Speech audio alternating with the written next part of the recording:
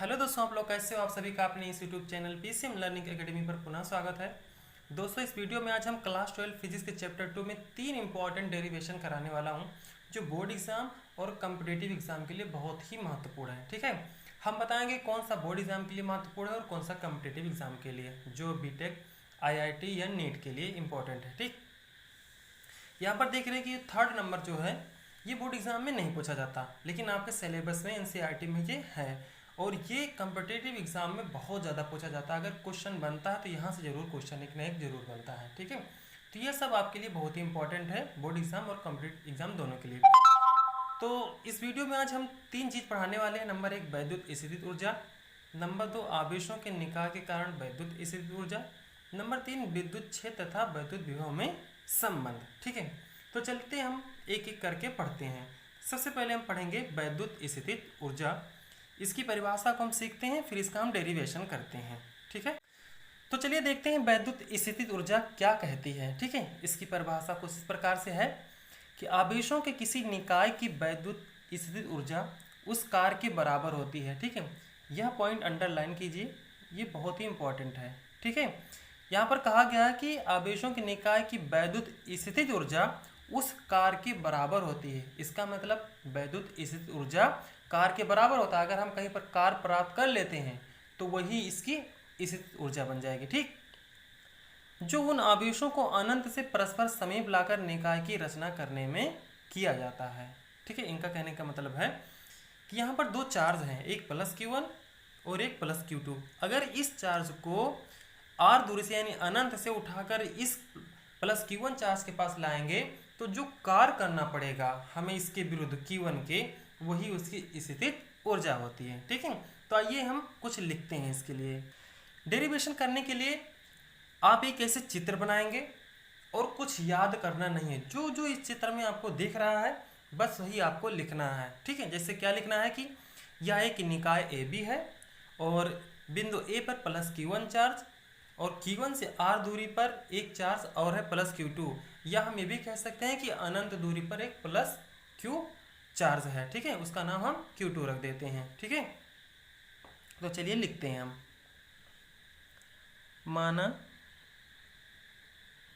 माना कि एक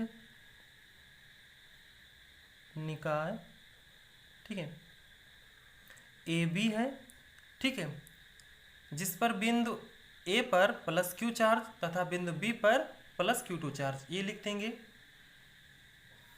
और यहाँ पर ये भी लिख सकते हैं एक निकाय ए बी है जो प्लस Q1 तथा प्लस Q2 आवेशों से मिलकर बना है, से मिलकर बना है। ठीक है, तो यहाँ पर इस पूरे, ठीक है, इस पूरे चित्र को हम पूरा एक निकाय का नाम देते हैं। ठीक है, यानी इस निकाय में, इस प्लेन में जितने भी चार्ज होते हैं उन चार्जों को मिला लेते हैं तो सब एक निकाय बन जाता है। ठीक, बना है, ठीक है, तथा, ठीक, तथा आवेशों के बीच की दूरी, आवेशों के बीच की दूरी R मीटर है। ठीक है, इतना लिखेंगे। एक चीज़ और लिखेंगे कि माना ये प्लस Q2 जो आवेश है, ठीक है, ये बिंदु B पर ना होकर अनंत पर है, तब क्या होगा। ठीक है, माना प्लस Q2 आवेश B पर ना होकर, B पर ना होकर अनंत पर है,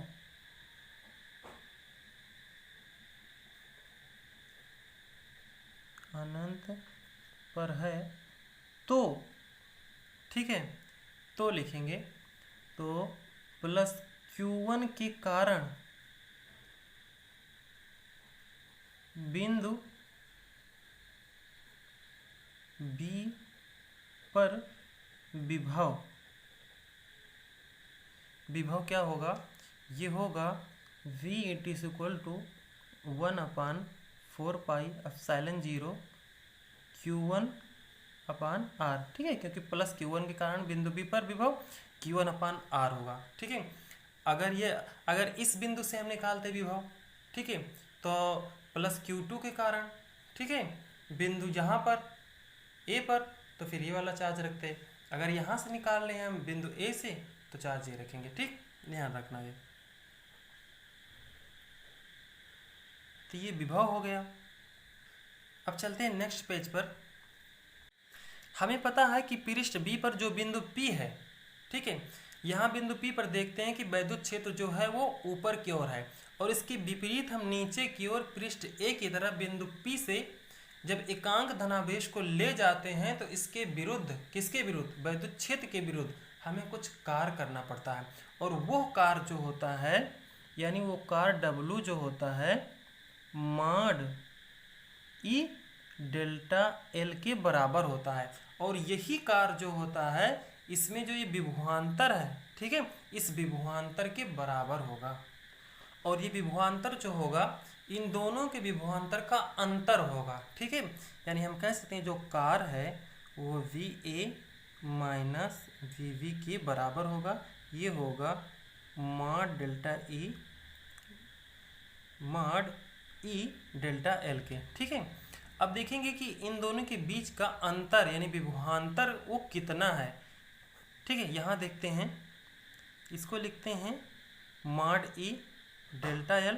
ठीक है, अच्छा, VA पर विभवांतर हम कहेंगे कि A है, माइनस VB पर विभवांतर कितना है, V plus delta V, V plus delta V।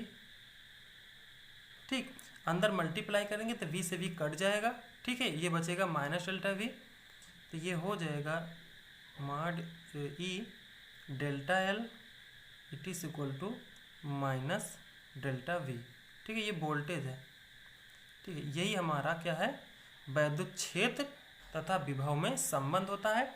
इसे इस प्रकार भी लिख सकते हैं कि mod delta E it is equal to minus delta V upon delta L। ठीक है, इसको इस तरह भी डेल्टा लिख सकते हैं, इसे delta V upon delta L, या इसी को लिख सकते हैं dV अपान dl। ठीक है, यहाँ पर माइनस लगा देंगे। ठीक है, और इसी रिलेशन को हम विभव प्रवणता भी कहते हैं। ठीक है, विभव प्रवणता तथा वैद्युत क्षेत्र में संबंध जो होता है mod delta E it is equal to minus del V upon del L या dV अपान dl कहते हैं। ठीक है, ये डेल V को हम विभव प्रवणता कहते हैं। ध्यान रखना, पोटेंशियल ग्रेडियंट का एक नाम आपने सुना होगा, विभव प्रवणता, इसे हम विभव प्रवणता भी कहते हैं। ठीक, ध्यान रखना। तो तीनों फार्मूला का हमने डेरिवेशन कर दिया। तो ज़्यादातर जो कंपटीशन में पूछा जाएगा वो थर्ड वाला पूछा जाएगा। ठीक है, इसका रोल बोर्ड एग्जाम में नहीं है, और बोर्ड एग्जाम में जो पूछा जाएगा वो इसका डेरिवेशन पूछा जा सकता है या फर्स्ट वाले का। ठीक है, जो हमने अभी बताया।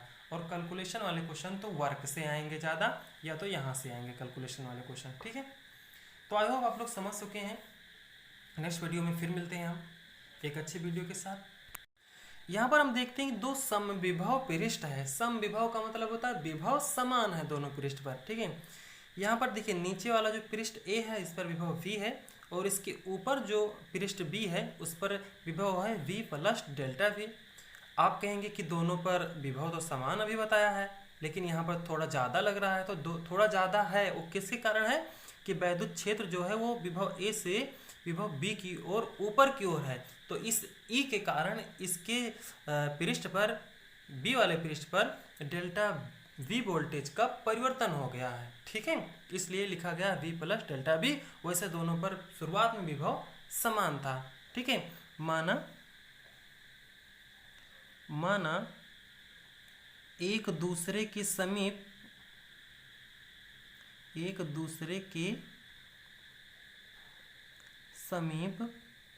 दो समविभव पृष्ठ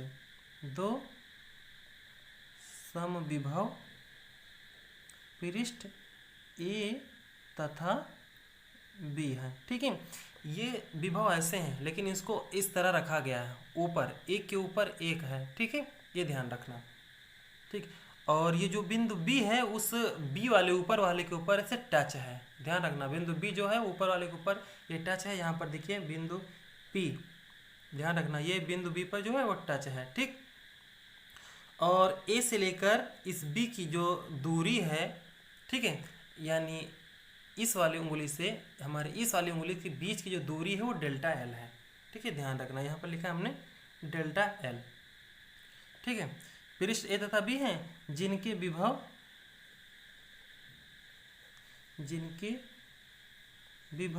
ये सब यहीं से लिखना पड़ता है, कहीं से याद नहीं किया जाता है। विभव क्रमशः यहाँ पर जो लिखा हुआ लिख देते हैं, क्रमशः v तथा v प्लस डेल्टा v है। ठीक, अब लिखेंगे पृष्ठ ए की बिंदु P से, हमें बिंदु P से ही मतलब है, बिंदु P से लंबवत दूरी। ठीक है, ये इसके परपेंडिकुलर है, ध्यान रखना, लंबवत दूरी वो है डेल्टा एल। ठीक है, बहुत स्मॉल दूरी है, बहुत छोटी सी दूरी है। ठीक है, ध्यान रखना। हेलो दोस्तों, आप लोग कैसे हो? आप सभी का अपने इस YouTube channel PCM learning academy पर पुनः स्वागत है। दोस्तों, इस वीडियो में आज हम क्लास 12 फिजिक्स के चैप्टर 2 में 3 इंपॉर्टेंट डेरिवेशन कराने वाला हूं जो बोर्ड एग्जाम और कॉम्पिटिटिव एग्जाम के लिए बहुत ही महत्वपूर्ण है। ठीक है, हम बताएंगे कौन सा बोर्ड एग्जाम के लिए महत्वपूर्ण है और कौन सा कॉम्पिटिटिव एग्जाम के लिए, जो बीटेक, आईआईटी या नीट के लिए इंपॉर्टेंट है। ठीक, यहाँ पर देख रहे हैं कि 3rd नंबर जो है ये बोर्ड एग्जाम में नहीं पूछा जाता, लेकिन आपके सिलेबस में एनसीईआरटी में ये है, और ये कॉम्पिटिटिव एग्जाम में बहुत ज़्यादा पूछा जाता है। अगर क्वेश्चन बनता है तो यहाँ से जरूर क्वेश्चन एक ना एक जरूर बनता है। ठीक है, तो ये सब आपके लिए बहुत ही इंपॉर्टेंट है, बोर्ड एग्जाम और कॉम्पिटिटिव एग्जाम दोनों के लिए।